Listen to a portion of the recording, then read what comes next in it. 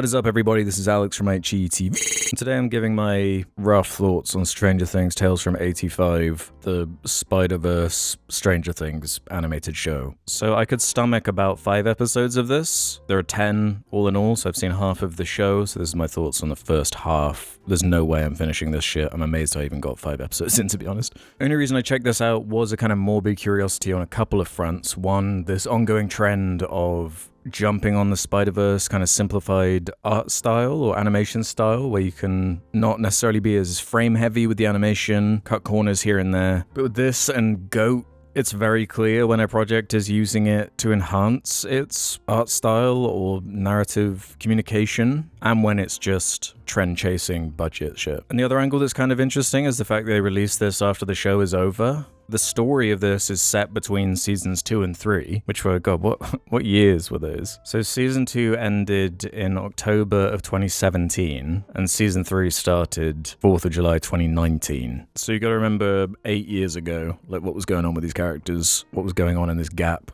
And I don't really have an issue with them making a Saturday morning cartoon Stranger Things show. There's nothing wrong with that conceptually. You know, something like a real Ghostbusters or whatever. Something we've seen a million times before. But this is a charmless, hideous show, with none of the cast returning to voice their characters. And the voice actors that take their place? Whew. Dear Lord. This is like I Hear Everything and Hunt Down the Freeman levels of uh-oh. And while some of the art direction when it's not moving is okay, like the screenshots look decent, but it really falls apart when it's in motion. Especially Will stood out as being particularly off. And not just because of his chopped haircut, it's like a part of his character at this point. From the second they first showed this screenshot, I was kind of curious how this was going to come together, because what the fuck? By the nature of it kind of cleanly fitting into this time gap, they can't do too much, the story can't be too interesting. Kind of by definition has to be filler. With the tropes of like adding in the like Gremblo character that's like, oh, I was there the whole time, remember me? Why did I say Gremblo? What the fuck did I mean?